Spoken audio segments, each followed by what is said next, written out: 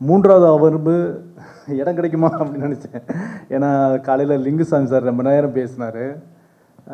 அதையும் தாண்டி கொஞ்சம் கிடச்சிருக்கு. நான் கொஞ்சம் நேரம் எடுத்துக்கலாம்னு நினைக்கிறேன். ஏன்னா நான் முழுக்க முழுக்க லெனின் பாரதி சார் மாதிரி அந்த திரைப்படத்தினுடைய உள்ளார்ந்த விஷயங்கள் பற்றி நான் பேசலை. அதே மாதிரி அதனுடைய இயக்குனர் தன்மையை பற்றி நான் இங்கே பேசுகிறதுக்காக வரல. நான் முழுக்க முழுக்க திரைக்கதை உத்திகள் மட்டும் பேசுகிறதுக்காக வந்திருக்கிறேன். இந்த வாய்ப்பை மனுஷபுத்திரன் அவர் மூலமாக தான் கிடச்சிச்சு.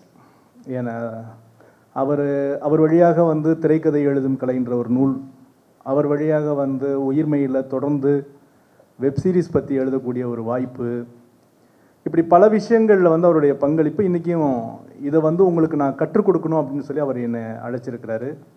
ரொம்ப நன்றி. அவர்கிட்ட ஒன்று சொல்லணும், பொது நூலகத்துறை அப்படின்ற ஒன்று இருக்குது, அதுக்கு ஒரு ஆணையர் இருக்கிறாருன்னே நான் அவரை பார்த்தா கண்டுபிடிச்சேன். அதுக்கப்புறம் தான் எனக்கு தெரிஞ்சிச்சு.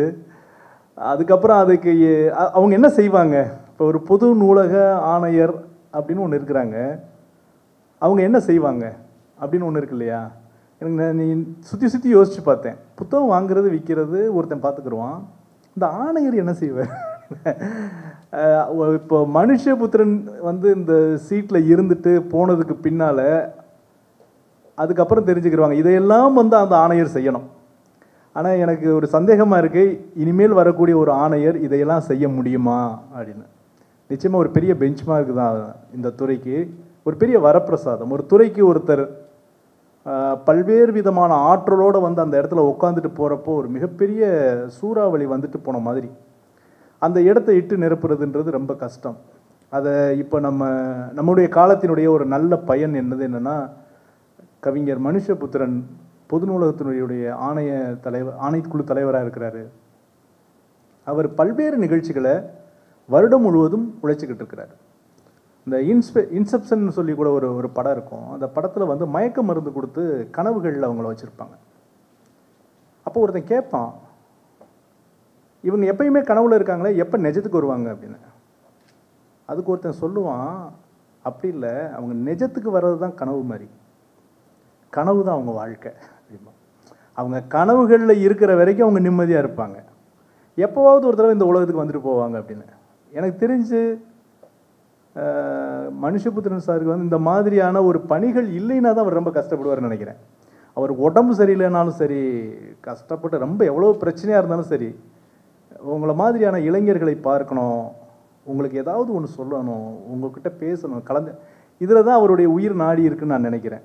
ஒவ்வொருத்தருக்கும் ஒரு உயிர் நாடி இருக்கும் இல்லையா, அது மாதிரி அவர் உங்களை சந்திக்கிறதுக்காக, உங்களுக்கு ஏதாச்சும் ஒன்று செய்யணுன்றதுக்காகவே தன்னுடைய வாழ்க்கையில் நிறைய, அவர் தெரியும் உடல் உபாதைகள் நிறைய இருந்தாலும் கூட அதெல்லாம் தாண்டி போட்டு உங்களுக்கு இதை நான் நிகழ்த்தி காட்டுவேன்றாரு.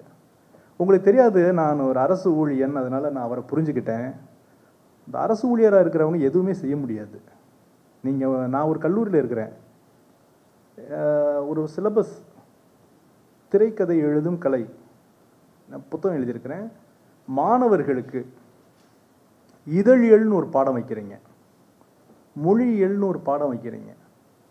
எதுக்காக வைக்கிறீங்க?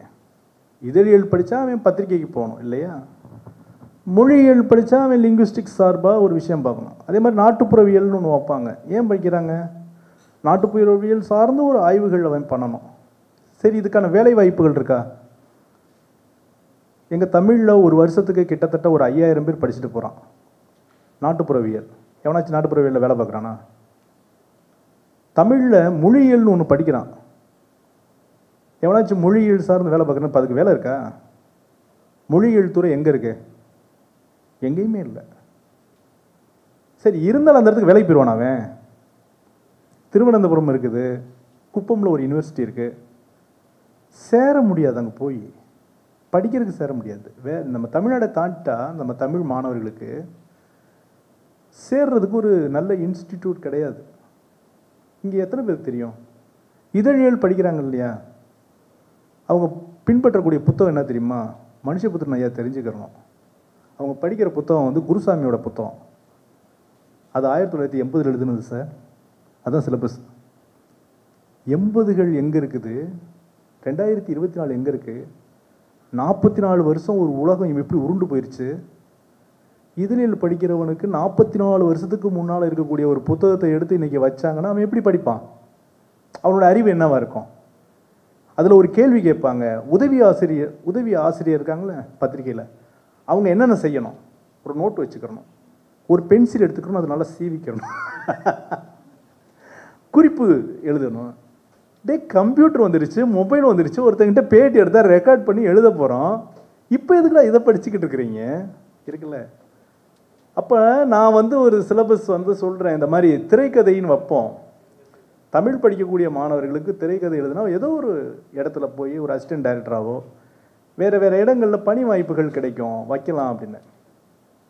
அப்போ ஒருத்தர் சொன்னார், திரைக்கதை சமூகத்தை கெடுக்கக்கூடியது தெரியுமா, அதை போய் சிலபஸில் நீங்கள் வைக்க போகிறீங்க. அப்படி சொன்ன அந்த ஆசிரியரை நல்ல இலக்கியம் படிக்கிறவர் தான். எனக்கு ரொம்ப ஐரணியாக இருந்துச்சு. இலக்கியம் படிக்கிறாரு, திரைப்படம் மனிதர்களை கெடுத்துருன்றார். சமையல் கட்டில் கத்தி கூட தான் இருக்குது, கத்தி எடுத்து குத்தலாம்ல, அது கெடுக்கிறதுன்னு தூக்கி போட்டுறோமா? எந்த உலகத்தில் நல்லதும் கெட்டதும் கலக்காமல் இருக்குது? ஆக அந்த இடத்துல அந்த பாடத்தை நான் வைக்க முடியல.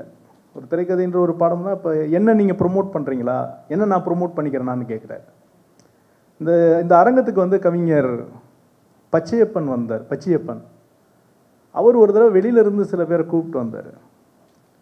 அப்போ எங்கள் காலேஜில் ஒரு பிரின்ஸிபல் கேட்டார், நீங்கள் உங்களை ப்ரொமோட் பண்ணுறதுக்காக வெளியிலேருந்து ஆளுகளை கூப்பிட்டு வரீங்களா? இனிமேல் அப்படிலாம் பண்ணக்கூடாது. ஆக்சுவலாக அவர் கையிலேருந்து காசை போட்டு பண்ணார். இப்படி ஒரு அரசு துறையில் எதுவுமே பண்ண முடியாது. நீங்கள் வேணால் சம்பளம் வாங்கலாம், மாதமான உட்காரலாம், லோன் போட்டு வீடு கட்டலாம், கார் வாங்கலாம், அவ்வளோதான் ஒரு அரசு ஊழியன் செய்ய முடியுமே தவிர நீங்கள் நினச்சதெல்லாம் ஒரு அரசு ஊழியன் செய்ய முடியாது. அதையும் தாண்டி ஒரு அவுட் ஆஃப் கேம்பஸில் ஒரு 100 மாணவர்களை இணைச்சு 15 நாள் ஒரு பயிற்சி வகுப்பு நடத்துகிறாருன்னா உண்மையிலே மனுஷபுத்திரனுடைய ஆற்றலை நான் பார்த்து வியக்கிறேன். இது சாதாரணமாக இல்லை. நீங்கள் அரசு துறைக்கு நாளைக்கு வந்தீங்கன்னா தெரியும், இங்கேருந்து ஒரு புக்கை எடுத்து இந்த பக்கம் வைக்கிறதுக்கு ஒரு அரசு ஊழியன் தயாராக இருக்க மாட்டான். நீங்கள் லைப்ரரிக்கு போனீங்கன்னா தெரியும், புத்தகமாக குப்பையாக இருக்கும். அவனுக்கு சம்பளம் தானே கொடுக்குறாங்க. எவனாச்சும் புத்தகத்தை எடுக்கிறத பார்த்துருக்கீங்களா? எடுக்க மாட்டான், அது கிடக்கும், அது பாட்டு கிடக்கும். கேட்லாக் பண்ணுறது பார்த்துருக்கீங்களா? நான் கன்னிமர லைப்ரரியில் கேட்லாக் பார்த்துருக்குறேன். அது எல்லாமே ஒரு 60-70 வருஷத்துக்கு முன்னால் பண்ண கேட்லாக்ஸ், இன்ன வரைக்கும் இல்லை. அது கம்ப்யூட்டரைஸ் பண்ணலை. அங்கே எத்தனை புத்தகங்கள் இருக்குது, என்ன இருக்குது, நம்ம போய் தேடுற புத்தகங்கள் கிடைக்குமா? கிடைக்காது. இதுதான் இன்றைய நிலை. இந்த இடத்துல ஒரு துறையில் ஒரு கவிஞர் மாணவரோட சந்தித்து இந்த அண்ணா நூற்றாண்டு நூலகத்தை ஆக்கப்பூர்வமாக பயன்படுத்திகிட்டு இருக்கிறார். அவருக்கு என்னுடைய நன்றி. இதெல்லாம் நான் ஏதாவது ஒரு இடத்துல சொல்லணும்னு நினச்சேன், இந்த இடத்தை அதுக்கான வாய்ப்பாக பயன்படுத்திட்டேன். உங்ககிட்ட ஒரு கேள்வியிலிருந்து நான் ஆரம்பிக்கலாம்னு நினைக்கிறேன். திரைப்படமும் திரைக்கதையும் ஒன்றா? பதில் சொன்னால் தான் அடுத்துக்கு போக முடியும். திரைக்கதையும் திரைப்படமும் ஒன்றா? சரி, விட்டுருவோம். ஒன்றுன்றவங்க கையை தூக்குங்க, சொல்லுங்க.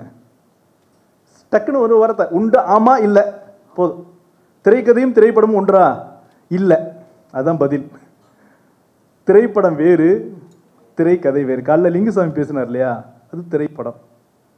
ஐயா அவங்க பேசுனாங்களா, திரைப்படத்தினுடைய உள்ளார்ந்த பல விஷயங்களை பற்றி பேசினாங்க. திரைக்கதை வேற. அந்த திரைக்கதையில் இந்த விஷயங்கள்லாம் இருக்கலான்றது அது அடுத்த விஷயம். இந்த திரைக்கதை அப்படின்னு சொல்லக்கூடியது சில உத்திகளில் நடைபெறுது. உடனே நீங்கள் நினச்சிடக்கூடாது இந்த உத்திகள்லாம் இருந்தால் தான் திரைப்படமாக நினைக்கக்கூடாது. இப்போ அவர் சொன்னார் இல்லையா, 49 நிமிஷம் நான் ஒரு கதையினுடைய ஒரு நாளுக்கு நான் எடுத்துக்கிட்டேன், மீதி இருக்கிறது 15 வருஷம் சொன்னார் இல்லையா, அது மாறும்.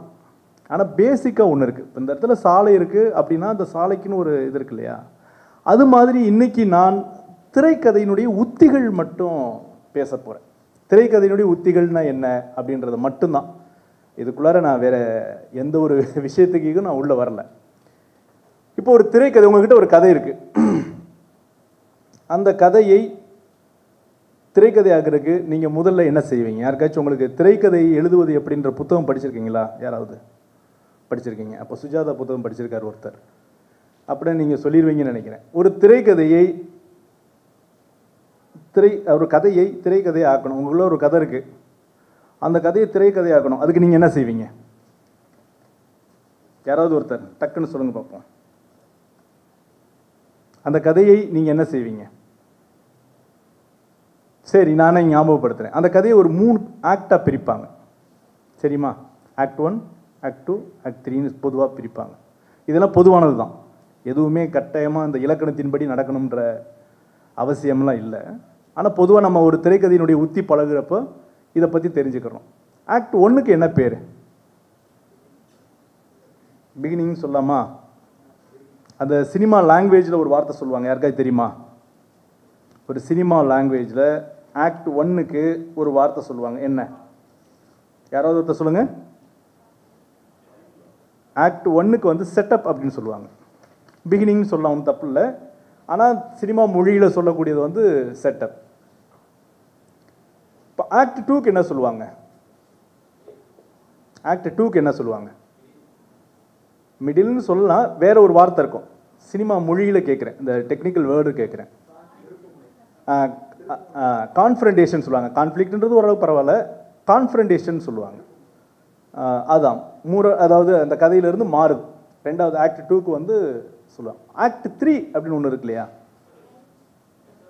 ரெசல்யூஷன் அப்படிம்பாங்க. ஸோ அது தமிழில் வந்து தீர்வு. இப்போ ஒரு கதையில் வந்து தொடக்கம்னு ஒன்று இருக்குது. அந்த தொடக்கம்ன்றதை வந்து ஒரு அறிமுகம்னு சொல்லலாம். இந்த அறிமுகம்ன்ற பகுதியில் என்னென்னலாம் நடக்கும் யாருக்காவது தெரியுமா? ஒரு திரைக்கதையில் நீங்கள் அறிமுகப்படுத்துறீங்க. இப்போ உதாரணத்துக்கு ஒரு கதை வச்சுக்கிறோமே. ஒரு ஊரில் ஒரு பெரிய ரவுடி இருக்கான். அந்த ரவுடி எல்லாத்தையும் போட்டு அடிச்சுக்கிட்டு இருக்கிறான். ஒரு நாள் ஒரு வீட்டுக்கு வரான், அங்கே இருக்கிறவங்களெல்லாம் அடிக்கிறான் இல்லையா? அந்த வீட்டில் இருக்கக்கூடிய நிம்மதியெலாம் கெடுது. அந்த வீட்டில் உங்களை மாதிரி ஒரு இளைஞர் இருக்கிறார், பொறுத்து பொறுத்து பார்க்குறார். இப்போ அந்த ரவுடியை எதிர்த்து அடித்து கையை ஒடிச்சிட்டார். இப்போ இந்த அடித்து ஒடிக்கிறார்ல, அதுக்கு முன்னால் இருக்கக்கூடிய பகுதி இருக்கு இல்லையா, அதை தான் செட்டப்ன்றோம். அதாவது விளாதிமீர் அப்படின்னு சொல்லக்கூடிய ஒருத்தர் வந்து சொல்லுவார், ஒரு கதைன்றது ஒரு ஜேர்னி அப்படிம்பார். அந்த ஜேர்னியில் வந்து முதல் பகுதியில் வந்து ஒரு குடும்பம் ரொம்ப நிம்மதியாக இருக்கக்கூடிய ஒரு பகுதின்னு ஒன்று இருக்கும். ரொம்ப நிம்மதியாக இருப்பாங்க. அந்த நிம்மதியை ஒருத்தையும் குழப்பான் இல்லையா? அப்படி குலைக்கிறப்போ அந்த அந்த இடத்துல வந்து ஒருத்தன் வந்து ஒரு ஸ்டெப் எடுப்பான். இப்போ ஒரு ரவுடி இருக்கிறான், அந்த ரவுடியை அடிக்கணும். ஊரில் இருக்கிற எல்லாரும் பயந்துக்கிட்டு இருக்கான், ஒருத்தன் வந்து அடிக்கிறான் இல்லையா? அந்த அடிக்கிறதுன்றதுல கதை தொடங்குது. அதான் கான்ஃபரண்டேஷன்றாங்க. அது வரைக்கும் ஒரு கதை. இப்போ அடிச்சிட்டான் விட்டுருவான். அவன் திருப்பி மறுபடியும் அவன்கிட்ட இருந்து வரும். இப்போ ஒரு பெரிய பிரச்சனை வருது. அவன் என்ன செய்வான்? ஒரு பேச்சுக்கு வச்சுக்கிறோம், இவனுக்கு ஒரு மனைவி இருக்கா, கடத்திட்டான். இல்லை இவனுடைய காதலி இருக்கா, தூக்கிட்டு போயிட்டான். இப்போ கதையினுடைய தீர்வு பகுதிக்கு என்ன வருகும்? மனைவியை கொண்டவனை பழி வாங்கணும், இல்லை காதலியை தூக்கிட்டு போனால் காதலியை அவன் மீட்கணும். இதுதானே? இது ஆக்ட் 3ல் நடக்கும். இது வந்து என்ன சொல்லுவாங்கன்னா, இதுக்கு ஒரு அடிப்படையான ஒரு விஷயம் என்னன்னா, இது வந்து ஸ்ட்ரக்சர். இப்போ உங்கள் கதை ஒன்று இருக்குன்னு சொன்னால், அந்த கதையை இந்த 3 பகுதியில் நீங்கள் பிரிச்சுக்கிட்டிங்கன்னா ஓரளவுக்கு உங்களுக்கு திரைக்கதை எழுதுறது கொஞ்சம் ஈஸியாக இருக்கும். ஏன் பிரிக்கலைன்னா என்ன அப்படின்னு ஒரு கேள்வி கேட்டிங்கன்னா அதுக்கு பதில் கிடையாது. ஏன்னா அது செய்யலாம். ஒரு துணிச்சல், காலைல லிங்குசாமி சொன்ன மாதிரி, எனக்கு ஒரு துணிச்சல் இருக்குது, எனக்கு ஒரு கர்வம் இருக்குது, நான் செய்வேன் அப்படின்னா செய்யலாம். அதை பற்றி ஒன்றும் பிரச்சனை இல்லை. ஆனால் அடிப்படையான ஒரு விஷயம் என்னென்னா, இந்த மாதிரி செஞ்சுக்கிட்டால் உங்களுடைய திரைக்கதை ஈஸியாக இருக்கும். எப்போவுமே என்னென்னா, ஏற்கனவே இருக்கக்கூடிய ஒரு பாதையில் பயணிச்சுட்டு அதிலிருந்து வித்தியாசமாக நம்ம என்ன செய்கிறோம்ன்றதை எடுத்துக்கிட்டோம்னா கொஞ்சம் ஈஸியாக இருக்கும் ஒரு திரைக்கதை எழுதுறது. இதுக்கு அடுத்து இருக்கக்கூடிய பகுதி தான் உண்மையிலே முக்கியம். இந்த 3 பகுதியை பிரிக்கிறது கொஞ்சம் ஈஸி. இதுலேயே நிறைய விஷயங்கள் இருக்குது, அதெல்லாம் நான் சொல்ல. ஏன்னா இந்த திரைக்கதை உத்திகள்ன்றது கிட்டத்தட்ட ஒரு 100கணக்கான உத்திகள் இருக்குப்பா. ஒரு 40 நிமிஷம் பேச்சில் நான் அதையெல்லாம் சொல்லலைன்னா ரொம்ப அடிப்படை. இப்போ 1வது கிளாஸ் படிப்பான் இல்லையா?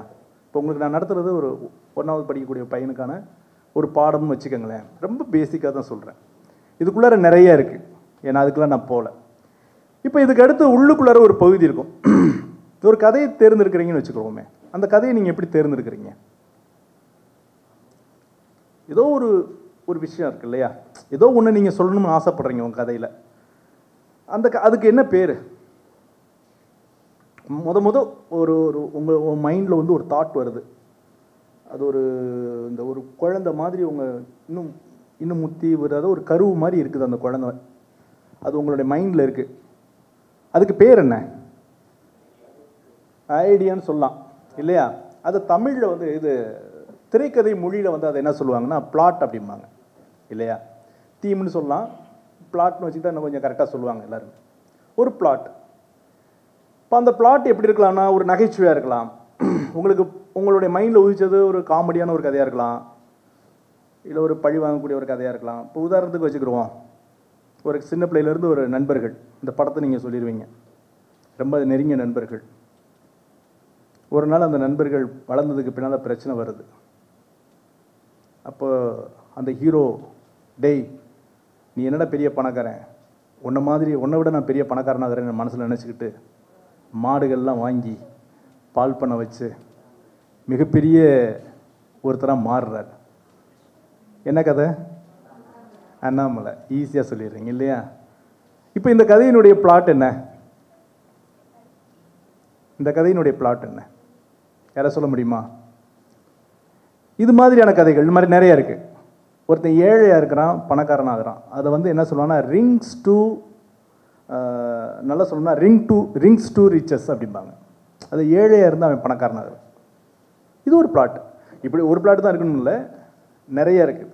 இன்னொன்று இருக்குது, ஒரு காட்டுக்கு போகிறாங்க, ஒரு புதையலை தேடுறாங்க. 4 பேர் போகிறாங்க, புதையலை தேடுறாங்க. புதையல் கிடச்சிச்சு, ஆனால் அந்த 4 பேர் ஒருத்தருக்குள்ளார ஒருத்தர் அடித்து இறந்து போயிட்டாங்க. இது மாதிரியான கதைக்கு என்ன சொல்லுவோம்? சர்வைவல்னு சொல்லக்கூடாது, இது வந்து குவெஸ்ட் அப்படிம்பாங்க, தேடல். ஒரு விஷயத்தை தேடி போகிறாங்க அந்த கதையில். சில கதைகள் இருக்கும், ஒரு ஊர்லேருந்து கிளம்பி வெவ்வேறு ஊர்களுக்கு போய் வருவாங்க. சமீபத்தில் மஞ்சுமல் பாய்ஸ் மாதிரி, ஆனால் கடைசியில் அதில் மாட்டிக்கிறாங்க. அந்த மாதிரி ஒரு கதை, ஒரு ஊருக்கு போகிறோம் செய்கிறோம் அப்படின்ற மாதிரி ஒரு கதைன்னு வச்சுக்கோங்க. அது மாதிரியான கதை என்ன? மஞ்சுமல் பாய்ஸ் வேறு கதை, நான் சொல்கிறேன், சும்மா ஒரு உதாரணம் சொல்கிறேன். கேரளாவிலேருந்து கிளம்பி அப்படி வந்து இப்படி போகிறோம் அப்படின்னு சொல்கிறதுல ஒரு கதையில் ஒரு சிக்கல் வரும், அந்த சிக்கல் தீருது. அது மாதிரியான கதை என்ன சொல்லலாம்? அது வந்து ஓயேஜ் அப்படிம்பாங்க, பயணங்கள். இப்படி உங்களுடைய கதையில் ஏதாவது ஒரு விஷயம் இருக்கலாம், அதுதான் பிளாட். அந்த கதை உருவானதுக்கு பின்னால் அதுக்கப்புறம் அந்த கேரக்டர்ஸ் வந்து உருவாகணும் இல்லையா? இங்கே தான் இப்போ கதையை ஆரம்பிக்குது. என்ன கேட்டால், இது வரைக்கும் நம்ம ஈஸியாக பண்ணிடலாம், 3ஆக பிரிச்சிடலாம், அது என்ன பிளாட்டு, இதெல்லாம் ஈஸி. கேரக்டர்ஸ் எப்படி உருவாக்குறது? கேரக்டர்ஸ் எப்படி உருவாகும்? யாராவது சொல்ல முடியுமா? ஒரு கேரக்டர்ஸ் ஒரு கதையில் நீ எப்படி உருவாக்குவ? சொல்லுங்கள், சும்மா சொல்லுங்கள், கேட்கும். இல்லை, நான் கேட்குறது ஒரு கேரக்டரை உருவாக்கணும். இப்போ உதாரணத்துக்கு ஒரு ரவுடின்னு வச்சுக்கோமே, அந்த ரவுடின்ற கேரக்டரை நீங்கள் உருவாக்குறீங்க. இல்லை ஒரு ப்ரொட்டகனிஸ்டாக ஒரு ஹீரோ வர்றாரு, அந்த கேரக்டரை எப்படி உருவாக்குவீங்க? இந்த கேரக்டர் உருவாக்குறப்ப தான் ஒரு கதையை ஆரம்பிக்குது. இப்போ அமெரிக்கன் ஃபிலிம்ஸ் இருக்கு இல்லையா, யூரோப்பியன் ஃபிலிம்ஸ் பார்த்துருக்கீங்களா யாராச்சும்? இப்போ ஐயா கூட சொன்னார், காப்பர்நாம் சொன்னார். இது மாதிரியான படங்கள், வேறு ஏதாச்சும் படங்கள் யூரோப்பியன் ஃபிலிம்ஸ் ஏதாவது பார்த்துருக்கீங்களா? அமெரிக்கன் ஃபிலிம்ஸ் பார்த்துருக்கீங்களா? இந்தியன் ஃபிலிம்ஸ் பார்த்துருக்கீங்களா? இந்திய படங்கள் நிறையா பார்த்துருப்போம். நம்ம இந்திய படங்கள் எல்லாமே அமெரிக்கா படம் மாதிரியே இருக்கும்.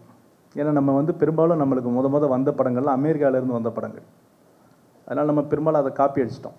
இன்றைக்கி இருக்கக்கூடிய எல்லா டெக்னிக்ஸுமே நம்ம கண்டுபிடிச்சது கிடையாது. தமிழில் இருக்கக்கூடிய டெக்னிக்ஸ் இருக்கு இல்லையா? இப்போ காலைல லிங்குசாமி சொன்னார்ல, க்ளோஸ் அப்னு ஒரு ஷாட் இருந்து, அதை கண்டுபிடிச்ச தமிழர்களா? இல்லை. ஒரு வைட் ஷாட் அப்படின்றாங்க, எக்ஸ்ட்ரீம்லி வைட் ஷாட்ன்றாங்க, அதை கண்டுபிடிச்ச தமிழர்களா? இல்லை. நீங்கள் கண்டுபிடிக்க முடியாது. ஏன் சொல்லுங்கள் பார்ப்போம்.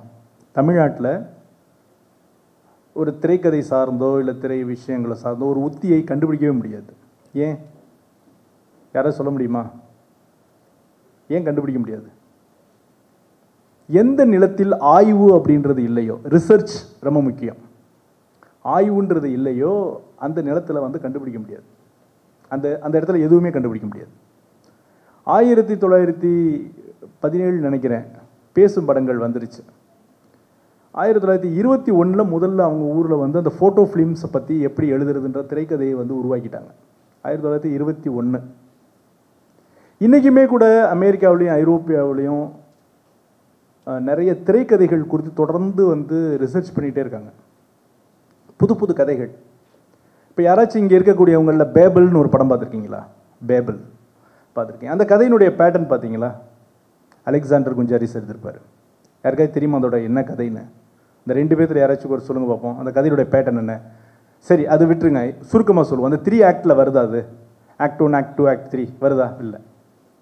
அந்த கதை ரொம்ப ரொம்ப வித்தியாசமான ஒரு கதை.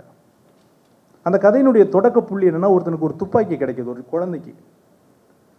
அந்த துப்பாக்கி அவன் ட்ரிக்கர் அழுத்துறான், அந்த குண்டு போய் ஒரு இந்தியன் மேலே பட்டிருந்து தான் அந்த கதை உருவாகியிருக்காது. அந்த கதை ஒரு முஸ்லீம் மேலே பட்டிருந்தா அந்த கதை உருவாகியிருக்காது. அந்த குண்டு பஸ்ஸில் வந்துக்கிட்டு இருக்கக்கூடிய ஒரு அமெரிக்க பெண்மணியின் மேலே படும். அதுக்கப்புறம் அந்த ஒரு குண்டு அந்த நாட்டினுடைய அழிவுக்கே காரணமாக மாறிடும். அது விளையாட்டுத்தனமாக அவங்க விளையாடுவாங்க. அந்த கதை ஒரே நேரத்தில் மெக்சிகோவில் நடக்கும், அமெரிக்காவில் நடக்கும், ஜப்பானில் நடக்கும், அப்புறம் ஒரு குர்திஸ் மாதிரி ஏதோ ஒரு இஸ்லாமியர்கள் வாழக்கூடிய ஒரு நாட்டில் நடக்கும். ஒரு குண்டு பாஞ்சதில் அந்த கதைகள் வந்து அப்படியே பிரிஞ்சு போகும். இப்போ ஒரு ஆப்பிள் பழத்தில் நீங்கள் ஒரு குண்டு விட்டீங்கன்னா ஒரு ஸ்லோ மோஷனில் சில ஷார்ட் வந்து நீங்கள் பார்த்துருப்பீங்க. அந்த ஆப்பிள் வந்து தூள் தூளாக போகும் தெரியுமா? அது மாதிரி ஒரு குண்டு பட்டதில் கதைகள் வந்து அப்படியே விரிஞ்சு போகும். அது மாதிரியான ஒரு கதையை நம்மளால் யோசிக்க முடியுமா? பேபிள் மாதிரியான ஒரு கதையை நம்ம தமிழ் திரைப்படத்தை உருவாக்க முடியுமானா உருவாக்க முடியாது. ஆனால் பேபிளை பார்த்துட்டு நம்ம ஒரு கதையை உருவாக்கலாம். நம்ம கண்டுபிடிக்க முடியுமானா முடியாது. ஏன்னா ஒரு ரிசர்ச் வந்து இங்கே வேணும். இப்போ கேரக்டரை நீங்கள் எப்படி கண்டுபிடிப்பீங்க? கேரக்டர் எப்படி உருவாக்குவீங்க? அதுக்கு உங்களுக்கு நான் சொல்லக்கூடிய ஒரு அருமையான வழி என்னென்னா, நீங்கள் நிறைய இலக்கியத்தை படிச்சிங்கன்னா ஒரு கேரக்டரை உருவாக்கிடலாம். ஒரு கேரக்டர் வந்து உங்களால் உருவாக்க முடியும். நீங்கள் நிறைய உங்கள் லைஃப்பில் வந்து ஒரு எக்ஸ்பீரியன்ஸ் இருக்குது. ஒரு 35 வருஷம் 40 வருஷம் நீங்கள் வாழ்ந்துட்டீங்க, காதலிச்சிட்டிங்க, டிவோர்ஸ் பண்ணிட்டீங்க. உங்களுக்கு வந்து நிச்சயமாக ஒரு எக்ஸ்பீரியன்ஸ் இருக்குது. அதுலேருந்து ஒரு கதையை உருவாக்க முடியும் இல்லையா? வேறு என்ன மாதிரி செய்யலாம்? நம்ம பக்கத்தில் இருக்கக்கூடியவங்ககிட்ட கேட்கலாம். நம்ம சார்ந்திருக்கவங்ககிட்ட இருக்கக்கூடிய கதைகள்லேருந்து நம்ம எடுத்துக்கலாம். இங்கே இருந்தெல்லாம் அந்த கேரக்டரை வந்து நம்ம எடுக்க முடியும். நான் உங்களுக்கு சொல்லக்கூடிய ஒரு அருமையான வழி என்னென்னா, கேரக்டரை நீங்கள் இலக்கியத்தில் இருந்துடுங்க. எனக்கு தெரிஞ்சு மனுஷபுத்திரனுடைய கவிதைகள் நீங்கள் படிச்சிங்கன்னா கிட்டத்தட்ட 1000 கேரக்டரை நீங்கள் எடுக்க முடியும். நான் நினைக்கிறேன் அவருடைய கவிதைகளில் ஒரு பெண் வருவாங்க. அந்த பெண் வந்து அடிக்க ஒரு தடவை அவரை தனிமையில் விட்டுட்டு போய்கிட்டே இருப்பாங்க. நான் அந்த அந்த அந்த பெண்மணியை ஒரு உருவமாக வச்சுருக்கிறேன். நான் இப்போ திரைப்படம் எடுத்தேன்னா அந்த பெண்மணி என்னால் காட்ட முடிச்சிடும். அந்த கதையில் தொடர்ந்து ஒரு மனுஷனை அந்த பெண்மணி எல்லா கவிதைகளையும் விட்டுட்டு போய்கிட்டே இருக்கிறாங்க. பிரிவுன்றது அந்த கதையில் ஒன்றா இருக்குது. அந்த பிரிவு எப்படி இருக்குது? ஒரு கவிதை அவருடைய கவிதையில் ரொம்ப அருமையாக இருந்துச்சு. இந்த கவிதையை நான் அதனுடைய விளக்கம் சொல்கிறப்போ ஒரு கேரக்டர் உங்களுக்கு உருவாயிரும். சமீபத்தில் அவர் எழுதின ஒரு கவிதையில் ஒரு பெண்மணி ஃபோன் பண்ணி சொல்கிறாங்க, டேய் நம்ம கொஞ்ச நாள் வந்து ரிலேஷன்ஷிப்பை விட்டுருவோம், நம்ம பிரிஞ்சிருப்போம்டான்ற. இப்போ இவர் சொல்கிறார்,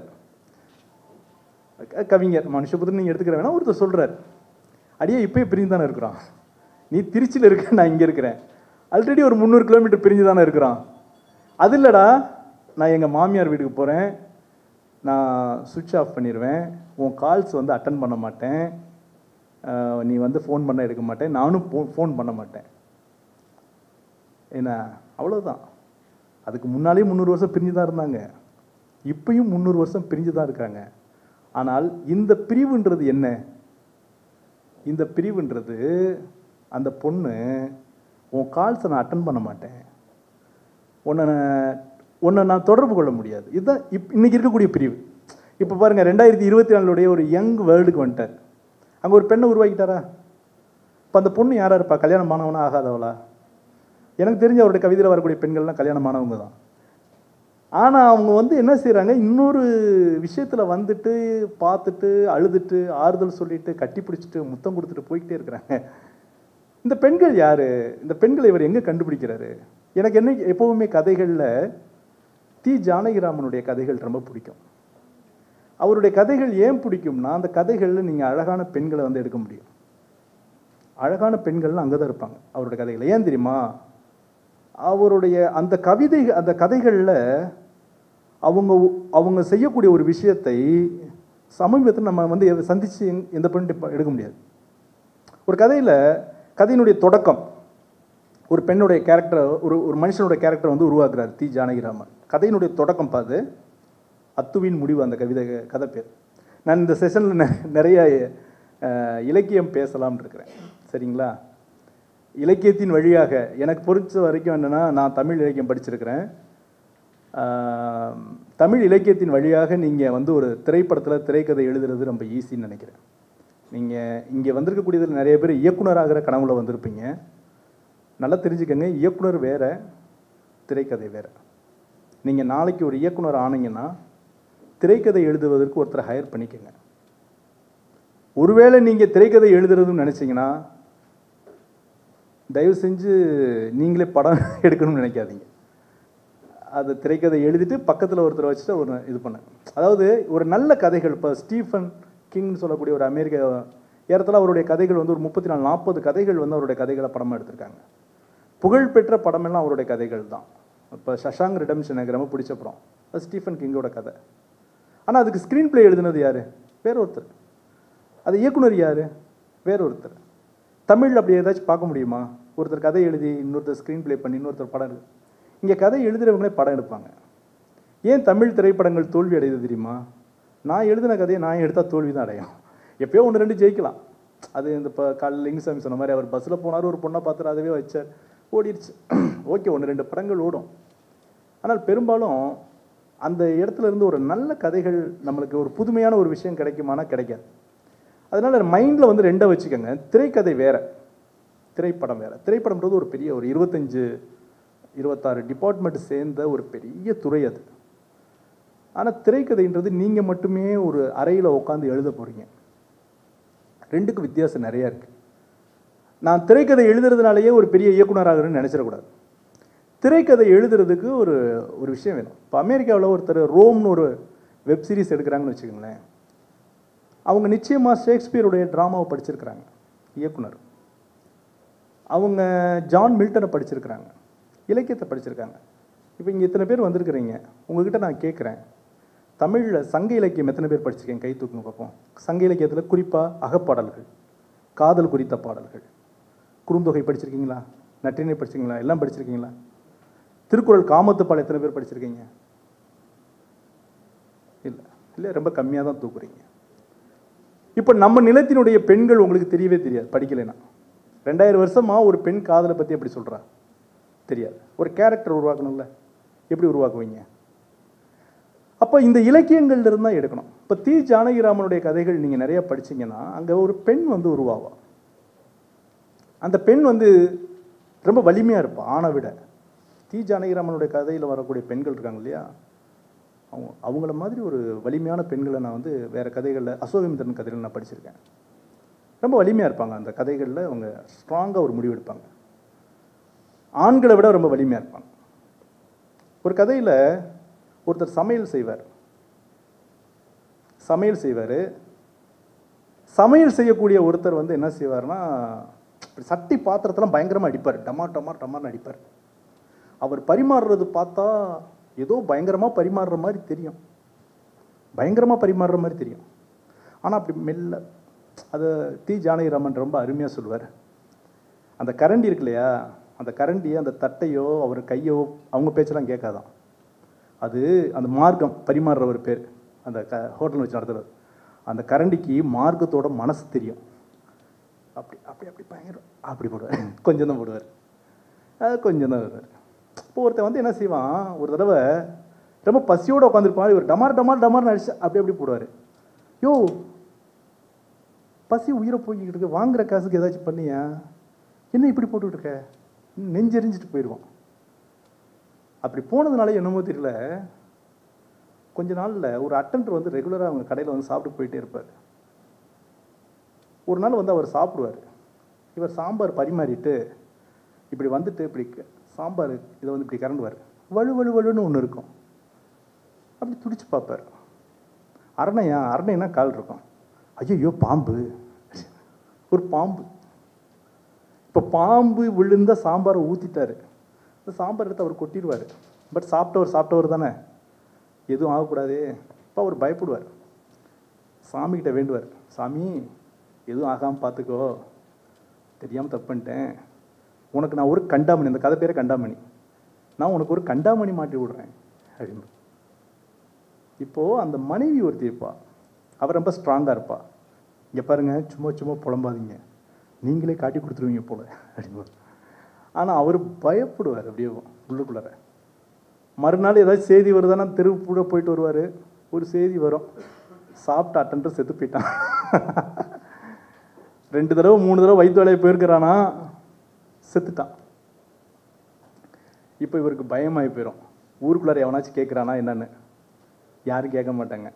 டாக்டர் வந்து ஹார்ட் அட்டாக்ல செத்துட்டாருன்னு சொல்லிடுவாங்க. அப்பாடா, கண்டாமணி வாங்கணும் இல்லையா? ஒரு பெரிய மணி செஞ்சு அவர் கடைக்கு கொண்டு வந்து வச்சுருவார். கோயிலுக்கு மாட்டணும், மாட்டுறதுக்கு முன்னால் அங்கே ஒரு மணி இருக்கும். இப்போ சாப்பிட வர்றவங்க கேட்பாங்க, என்னையா மார்க்கம் நிறைய மணி வந்து பெருசாக இருக்குது என்ன அப்படின்னு கேட்பாங்க. அதுக்கு அவர் சொல்கிறாரு, இந்த உலகத்தில் ஏதோ நடக்குது, நடக்கிற பொறுத்தையும் செத்துடுறான், உட்காந்துருக்க பொறுத்தையும் செத்துடுறான். இப்போ பாருங்கள், நம்ம கடையில் வந்து ஒருத்தன் சாப்பிட்டான், நைட்டு போயிருந்தால் 3 தடவை வயிற்றில் வந்து செத்து போயிட்டான். இப்போ இந்த உலகத்தில் வந்து கடவுள் தானே நம்மளை ரசிக்கிறாரு, உயிரோட வச்சிருக்கிறாருல நம்மளை, அதுக்காக இந்த கண்டாமணி செஞ்சுருக்கேன். பொண்டாட்டி பயந்துருவா, ஏங்க நீங்கள் என்ன அப்பயும் குதிரைக்குள்ளே நீங்களே மாட்டி விட்டுருவீங்க போல், தயவு செஞ்சு அந்த கண்டாமணி தூக்கி கோயிலில் மாட்டுங்க அப்படி. இப்போ கோயிலில் மாட்ட போயிடுவார். அங்கே ஒரு செட்டியார் இருப்பார், செட்டியார்கிட்ட சொல்லி கோயிலில் மாட்டுங்கம்மா. அடித்தா அதோட கார்வை வந்து பயங்கரமாக இருக்கும், பயங்கரமாக இருக்கும் அந்த கார்வை. அங்கேருந்து 5 கிலோமீட்டருக்கு அந்த பக்கம் இருக்கக்கூடிய ஐயம்பேட்டையிலேருந்து ஒருத்தன் கேட்டுருவான், ஐயோ என்ன மணி அது, யார் மாட்டினதுன்னா மார்க்கம். இவருக்கு என்ன தெரியுமா, 3 மணிக்கு டான் அடிச்சு நெஞ்சு வலிக்கும் போச்சு. அதோட இது அந்த அட்டெண்டர் வந்து 3 மணிக்கு கதவு திறக்கிற மாதிரி இருக்கும். ஏங்க சாம்பார் ரெடி ஆயிடுச்சான்னு கேட்குற மாதிரி இருக்கும், என்ன ஆயிடுச்சுன்ற மாதிரி இருக்கும். ஆஹா, இந்த மணி என்னடா ஒவ்வொரு தடவை அடிக்கிறப்ப நம்மக்கிட்ட இதாக வருதுன்னு. அப்பயும் பொண்டாடி சொல்லுவா, கொஞ்சம் அமைதியாக இருங்க, அது கேட்குறது கேட்டு போகுதுன்னு. இவர் நேராக போவார், கோயிலில் இருக்கக்கூடிய செட்டியார்கிட்ட சொல்லுவார், அந்த மணியை கட்டிருங்க, நான் சின்ன சின்ன வெள்ளி மணி செஞ்சு வைக்கிறேன்னு. நீ வேற, இந்த மணி அடித்த சத்தத்தில் கிறிஸ்டினாக இருந்த ஒருத்தன் இந்துவாக மாறிட்டான், நீ என்னையா இந்த மணியை போய் கேட்டுக்கிட்டு இருக்கிற, அதெல்லாம் மாற்ற முடியாதுன்றார். அதுக்கு அடுத்த நாளும் அந்த மணி அடிக்கும், அவர் அதில் பயப்படுற மாதிரி அந்த கதை முடியும். இப்போது ஒரு சின்ன விஷயந்தான் இல்லை, இதில் ஒரு ஆண் ஒரு பெண், இந்த ஆண் விட அந்த பெண் வந்து ரொம்ப வலிமையாக இருப்பாள். அந்த கதையை நீங்கள் படிங்க, கண்டாமணின்ற ஒரு கதை. அந்த ஆணை விட அந்த பெண் வந்து ரொம்ப வலிமையாக இருப்பாள். இதுதான் கேரக்டரை நீங்கள் எங்கேருந்து எடுக்கிறதுக்கு நினைக்கிறீங்கன்னா சிறுகதைகள்லேருந்து எடுங்க. நல்ல ஆசிரியர்கள் நம்மகிட்ட இருக்காங்க. தமிழில் இருக்கக்கூடிய பெரிய சோகம் என்னென்னா, இங்கே எழுத்தாளர்கள் நிறைய. ஒரு எழுத்தாளர்கள் வந்து அவங்களுடைய பங்களிப்பு இருந்தால் அது வந்து அது ஒரு தனித்துவமாக தெரியும். நாங்கள் ஒரு கதை எழுதுகிறோம், அந்த கதை வந்து ஃபர்கானான்ற ஒரு படம். அந்த படத்தில் ஒருத்தன் வருவான், அவன் வந்து ஃபோனில் மட்டும்தான் அவனால் பேச முடியும். அந்த பொண்ணு வந்து செக்ஷுவல் சாட்டில் இருக்கக்கூடியவ, அவகிட்ட பேசுவான், இவன் நல்லா பேசுவான். ஆனால் அவளுடைய குடும்ப சூழல் ஒரு கட்டத்துக்கு மேலே இவனை வந்து தொடர முடியாமல் போயிடும். திருப்பி இவன் ஃபோன் பண்ணுவான், எடுக்க மாட்டான். ஆனால் இவனுக்கு ஒரு அகச்சிக்கல் இருக்கும், இவனுக்கு அந்த ஃபோன் இல்லாமல் இருக்க முடியாது. இப்போ அந்த பொண்ணு தன்னை எதிர்த்துட்டா, நம்மக்கிட்ட பேசுறதுக்கு அவாய்ட் பண்ணுறா. அப்போ அவளை கண்டுபிடிச்சிருவான், யார் சாட் பேசுகிறான்னு கண்டுபிடிச்சிருவான். இப்போ அவளை டார்ச்சர் கொடுக்க ஆரம்பிச்சிருவான். தொடர்ந்து ஃபோன் பண்ணாருமா, உனக்கு நான் பிரியாணி வாங்கி கொடுக்குறேம்மா. அவள் வீட்டு வரைக்கும் தொடருவான். அவள் புருஷனை ஆக்சிடென்ட் பண்ணிடுவான். பயங்கர டெரராக நடந்துக்கிடுவான். யாரா இவன், இவ்வளவு தான் நடந்துருக்கிறா. இப்போது ஒரு நாள் வந்து அந்த பொண்ணு என்ன செஞ்சிருவா, சரி வா நான் உன்னை மீட் பண்ணுறேன் அப்படின்றவா. இப்போ மீட் பண்ணுறப்போ ஏன்டா இப்படி பண்ண கேள்வி கேட்பா. அப்போ ஒரு அருமையான ஒரு டைலாக் வரும், வாசலில் நிற்கக்கூடிய ஒருத்தன்ட்ட கதவை அடைக்கிறதுக்கு முன்னால் சொல்லிட்டு அடைக்கணும்னு தெரியாதா, அப்படியே அடைச்சிட்டு போயிடுறீங்க. அது வருத்தம், அவ்வளோதான். என்னை நீ பிரியறதை பற்றி எனக்கு கவலை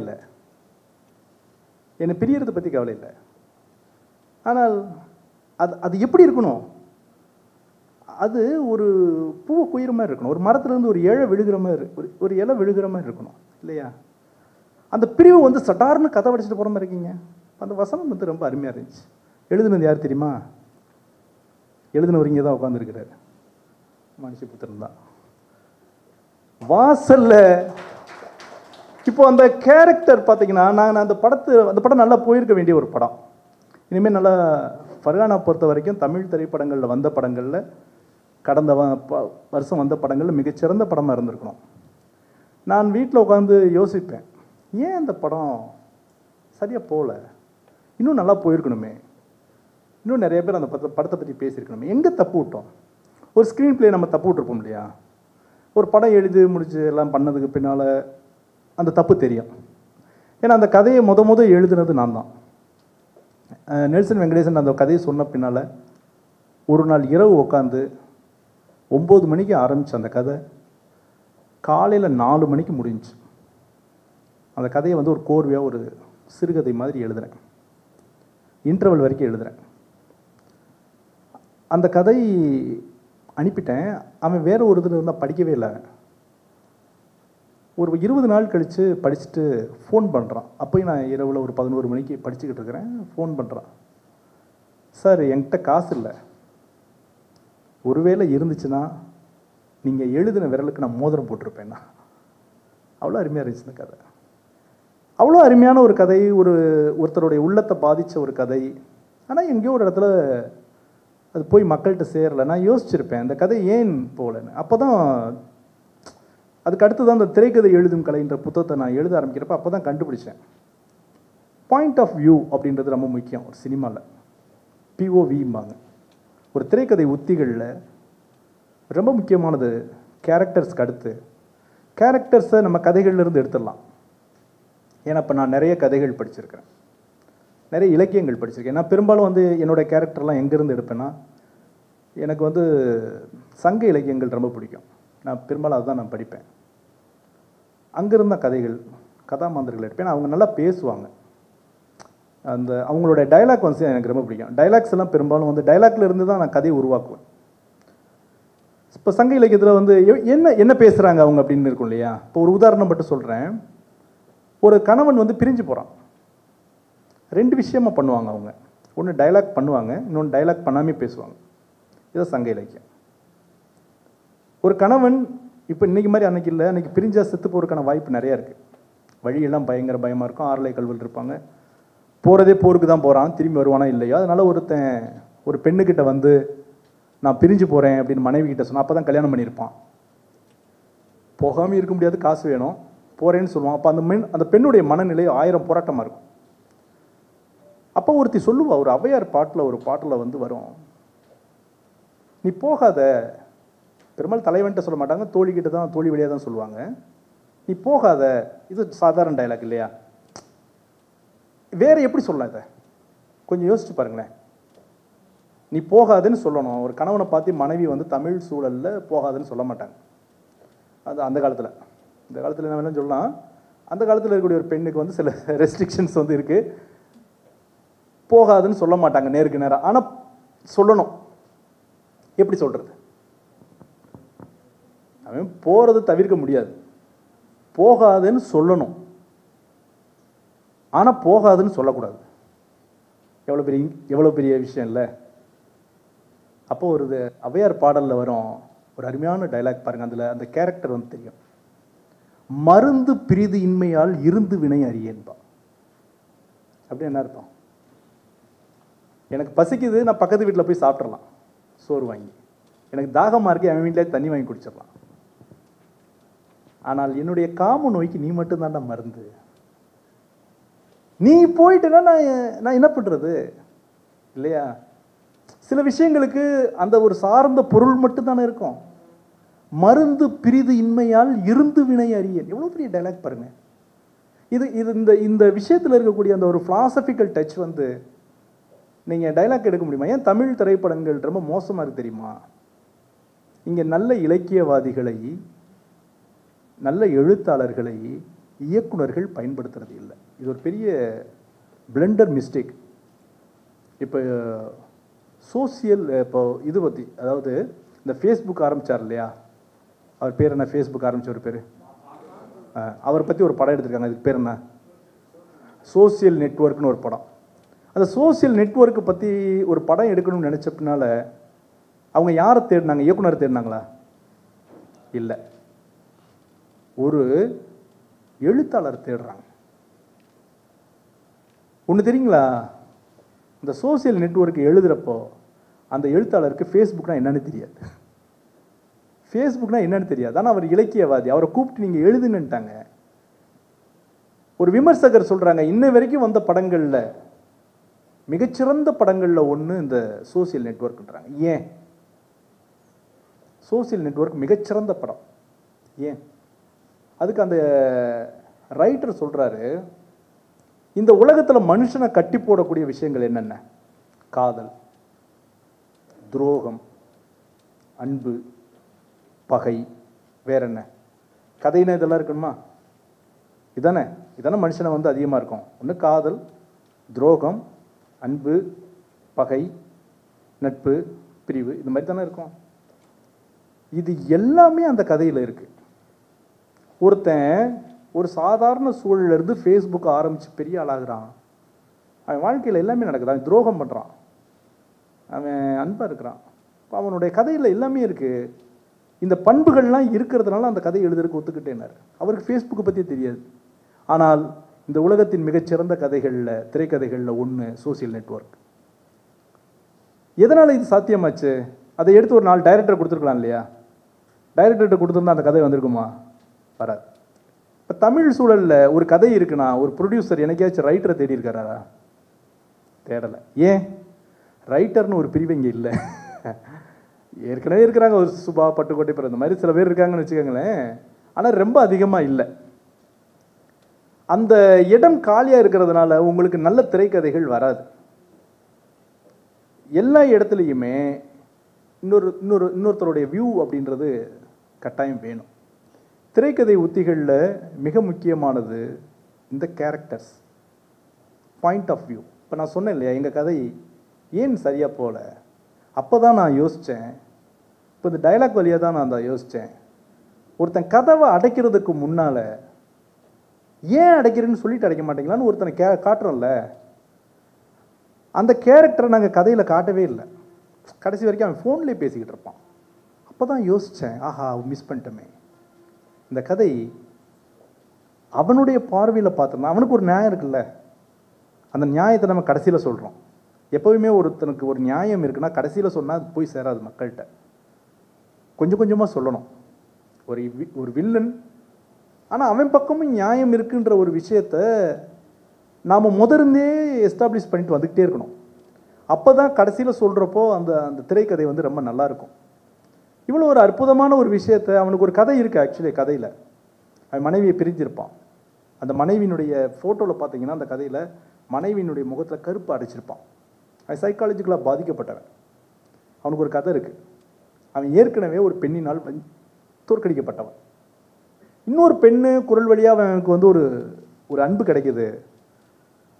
நாங்கள் அவளுடைய பிரச்சனையை மட்டுமே சொல்லிட்டோம். அது துரதிருஷ்டவசமாக ஒரு இஸ்லாமிய பெண்ணாக வேற மாறிட்டாங்க. நல்ல வேளை மனுஷா இருந்தார், இல்லைன்னா எங்களெல்லாம் அடித்து கொண்டிருப்பாங்க. அது இன்னும் பெருசாக தப்பாக போயிடுச்சு. ஒரு மதத்தின் சார்பாக அந்த கதை பார்க்கப்பட்டது தமிழ் நிலத்தினுடைய மிகப்பெரிய சோகம். அந்த கதை ஜெயிச்சிருக்கணும். ஏன்னா கடந்த ஆண்டு வந்த படங்களில் பெண்கள் பற்றி, பெண்கள் உணர்வு பற்றி மிக அழகாக சொன்ன படம் அதுதான்.